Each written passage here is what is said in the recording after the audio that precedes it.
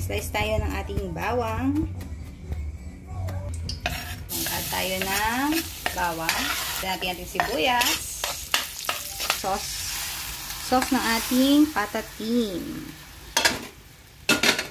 Then, mix mo lang. Yan. Add tayo ng rino. Then, add po natin yung ating pata.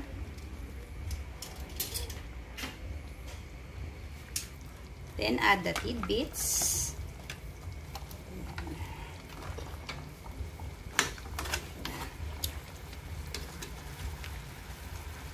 Yan. Add na po natin yung ating bilog na pinya. So, yan.